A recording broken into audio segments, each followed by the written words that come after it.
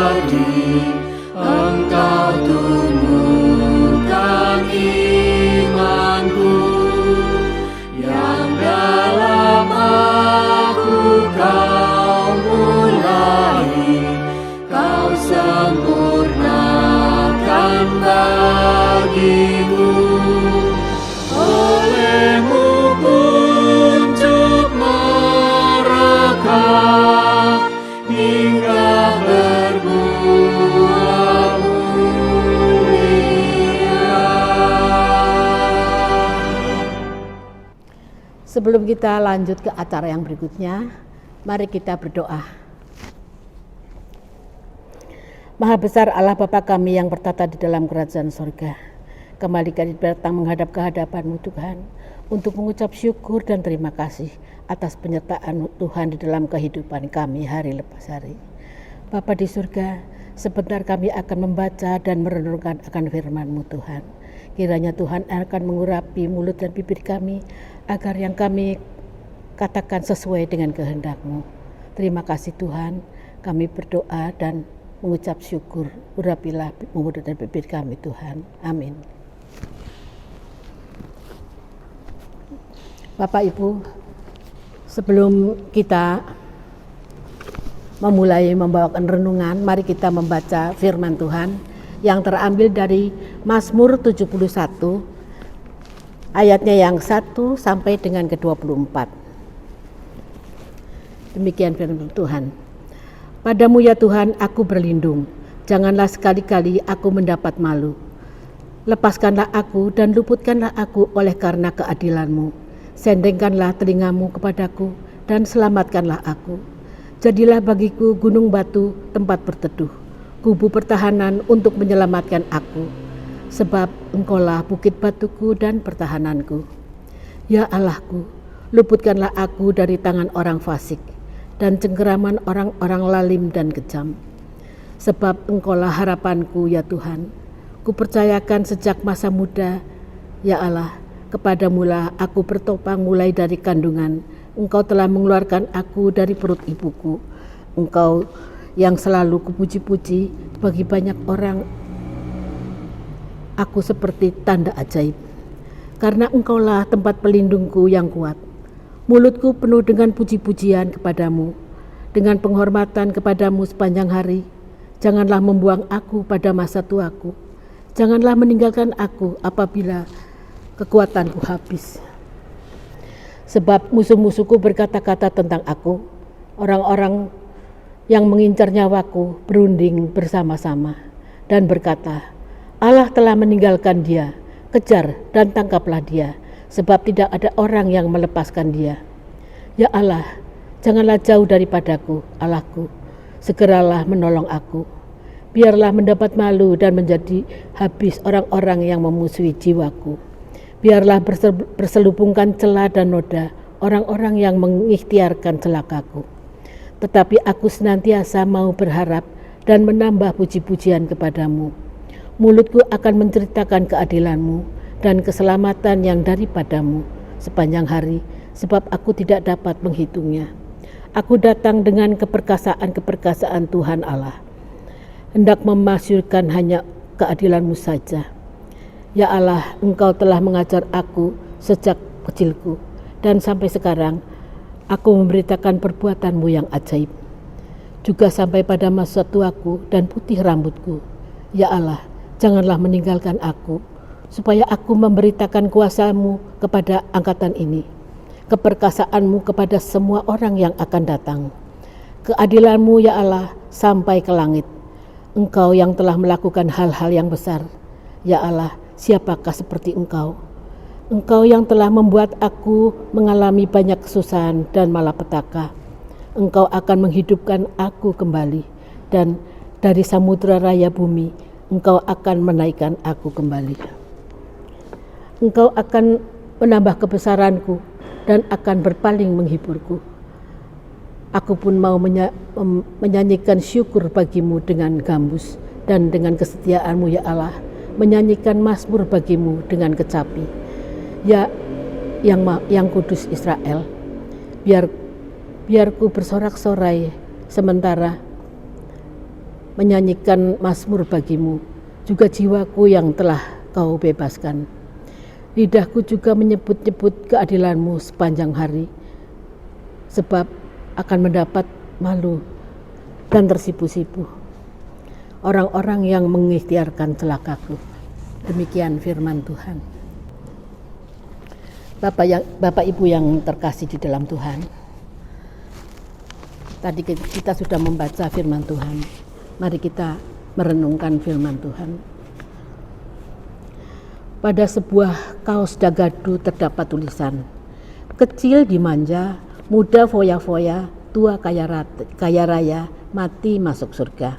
Dari tulisan ini seolah-olah terkandung keinginan untuk hidup bahagia sejak masa kanak-kanak sampai usia senja. Tentu saja ini menjadi keinginan kebanyakan manusia. Tetapi kenyataan yang sering terjadi adalah masa tua adalah masa yang ditakuti karena berpenyakit, lemah fisik, kepikunan, dan yang lain-lain. Memang tidak ada alasan untuk menolak menjadi tua, dan bahkan menjadi tua seharusnya menjadi kebanggaan. Budaya Tiongkok menganggap usia tua sebagai lambang dari kebijaksanaan. Sama halnya dengan budaya Yahudi yang menyatakan bahwa usia tua sebagai wujud kematangan baik pikiran maupun spiritual. Lepas dari semua budaya tadi, masalah yang patut diperhatikan sekarang adalah bagaimana menikmati masa tua dengan segala macam pergumulannya. Sadar bahwa masa tua juga adalah anugerah Tuhan. Pada ayat yang ke-5 dan ke-8, pemazmur melihat keberadaan dirinya sebagai tanda ajaib. Mulai dari masih kanak-kanak sampai masa tua, hidup manusia adalah tanda ajaib. Mulai dari kandungan ibu sampai kembali di kandung tanah, hidup manusia adalah tanda ajaib. Inilah yang menyebabkan pemazmur begitu bersyukur pada hari-hari hidupnya. Maksud pemazmur dengan ungkapan tanda ajaib adalah dirinya sendiri sebagai mercusuar yang memberikan isyarat perlindungan Tuhan yang kuat. Perhatikanlah bahwa di ayat yang ke-7, ungkapan tanda ajaib dihubungkan langsung dengan hakikat Tuhan sebagai pelindung yang kuat. Pemazmur sungguh-sungguh menyadari bahwa usianya yang senja justru adalah bukti bahwa ia memiliki Allah yang perkasa, yang perlindungannya kokoh tak tertandingi. Dengan demikian kita dapat mengatakan bahwa masa tua adalah salah satu bukti dari karunia perlindungan yang Tuhan berikan kepada umat-Nya. Bandingkanlah dengan orang-orang yang tidak sempat menikmati hidup lama. Dalam hal ini kita memiliki kesempatan yang lebih untuk menjadi bukti perlindungan Tuhan di masa tua. Oleh karena itu, sambil kita menyadari bahwa masa tua adalah juga karunia Tuhan, tidak ada yang lebih indah selain senantiasa mengucap syukur daripada mengutuki diri yang semakin lemah, keriput, pikun, dan mungkin menyusahkan banyak orang.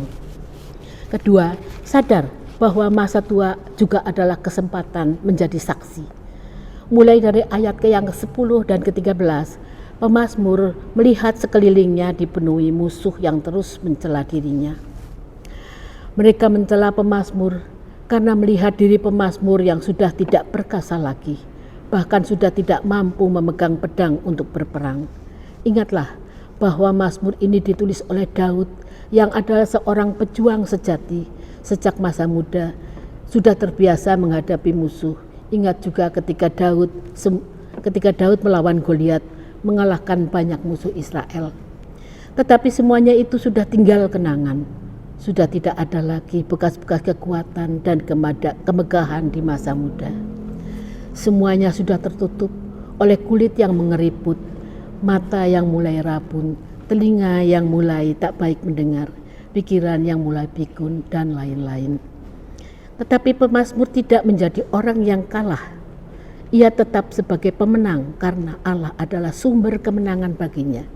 Sehingga di ayat yang ke-14 dan ke-16, pemazmur datang dengan keterbukaan kepada Tuhan. Sambil menantikan pertolongan Tuhan, dalam kesusahan pemazmur tak pernah berhenti menaikkan pujian kepada Tuhan. Bahkan dalam intensitas yang terus bertambah, bahkan pemazmur berjanji kepada Tuhan untuk menggunakan mulutnya sebagai alat untuk bersaksi bagi sesama, untuk menceritakan bahwa berkat Tuhan tidak terhingga dirasakan selama hidup pemazmur. Sudahkah kita sadar bahwa ketika Tuhan masih memberikan usia yang panjang, itu berarti Tuhan memberikan kesempatan kepada kita untuk terus bersaksi bagi sesama, terutama yang lebih muda, bahwa Allah itu baik. Marilah kita menggunakan kesempatan ini dan semakin sadar bahwa kita yang tua adalah saksi yang efektif terhadap kebaikan Tuhan. Ketiga, sadar bahwa masa tua adalah kesempatan berkarya bagi Allah. Mulai ayat yang ke-17 sampai ke-21, pemazmur melihat bahwa begitu banyaknya karya Tuhan atas dirinya.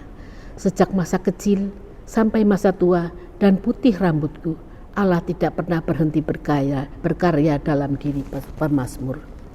Tuhan tidak pernah meninggalkan pemazmur, tetapi tetap dengan setia berkarya membentuk pemazmur sehingga bisa menjadi teladan bagi angkatan berikutnya maupun kepada semua orang yang akan datang.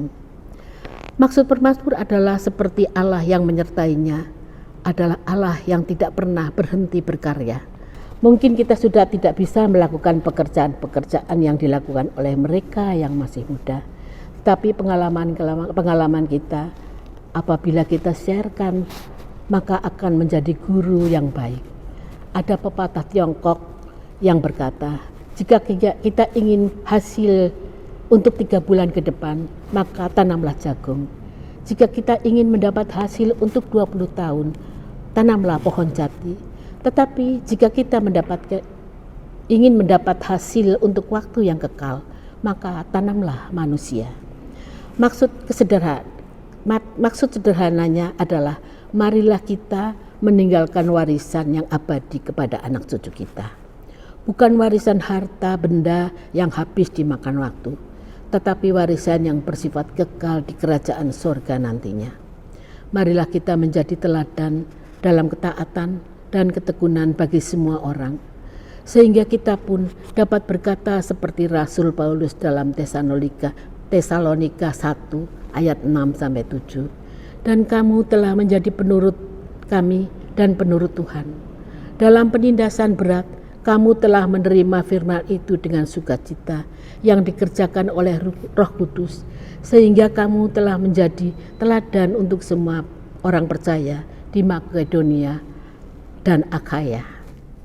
Akhirnya, marilah kita menjadikan renungan hari ini yang diangkat dari pergumulan pribadi pemazmur ketika ia sedang bergumul dengan hari-hari hidupnya yang senja. Pemazmur adalah manusia biasa sama seperti kita. Hanya saja ia mengembangkan 3 prinsip dalam hidupnya, yaitu pertama, sadar bahwa manusia tua juga adalah anugerah Tuhan. Kedua, sadar bahwa manusia tua juga adalah kesempatan menjadi saksi. Dan ketiga, sadar bahwa masa tua juga adalah kesempatan berkarya bagi Allah. Semoga kita dapat meneladani pemazmur dan bisa menikmati hari-hari senja yang Tuhan berikan. Tuhan tetap menolong kita semua di masa senja sekalipun. Tuhan memberkati. Amin.